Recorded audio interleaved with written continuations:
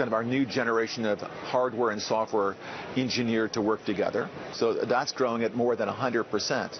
But then we have another hardware business, kind of the old commodity x86 business, which is similar. It's basically taking Intel microprocessors, adding memory, and selling these commodity boxes.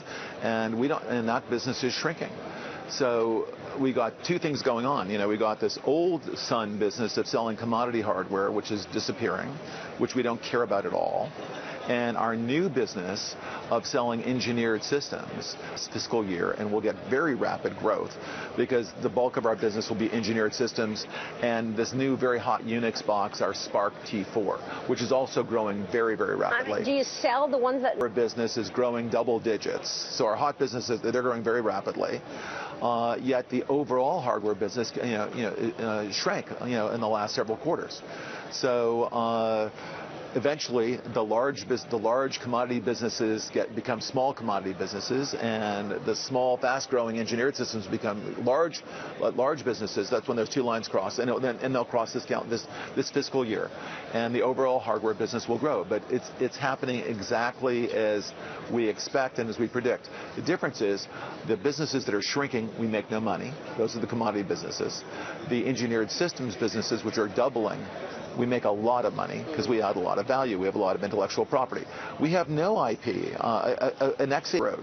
I'm just saying over the next couple of years, senior management down to individual programmers and salespeople are focused on one thing: selling applications in the cloud, selling our platform in the cloud, and selling our infrastructure in the cloud. So we're laser-like focused on that kind of organic growth and that huge organic growth opportunity for us. A couple years down the road, we could look at a big acquisition again. So having a lot of cash in the bank is not a bad thing. So my friend Steve Jobs kept lots of cash in the bank. In our industry, and irreplaceable is my friend. Do you think that Apple will still have the innovation? The company, I have great respect for Tim Cook, but I'll say it again: Steve's irreplaceable. We've all lost something. He was our Edison. He was our Picasso. There's no one like him. Again, Apple will continue to thrive, but not like when Steve was around.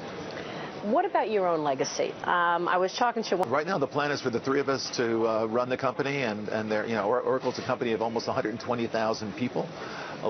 We've got a lot of work to do, and I'm good at some things, and Mark is good at some things, and Safra's good at some things. Safra runs operations. Mark runs the field organization. I spend a lot of time with the engineering teams. I get a lot of help in engineering from Thomas Curry and John Fowler. I mean, those guys are do spectacular jobs in the software and hardware side of things.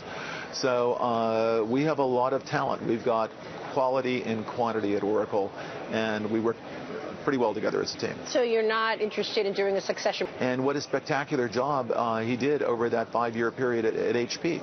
You can look at the results. It's a little bit like looking at the Apple results. HP without Mark Hurd, HP with Mark Hurd, HP without Mark Hurd. Same thing with Apple. Apple with Steve Jobs, Apple without Steve Jobs, Apple with Steve Jobs.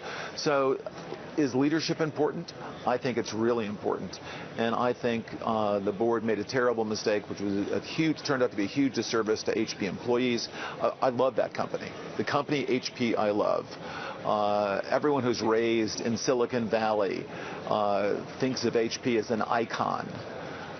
They deserve the best leadership, and Mark was providing it, and these guys aren't easy to replace. And you're providing it here. I don't even want to think about Oracle without Larry Ellison. Well, we have a lot of depth. Now we got Mark. You say you guys don't want Mark? We'll take him. We've got Mark. We've got Safra. We've got Thomas and John and Larry too. So it's a good team.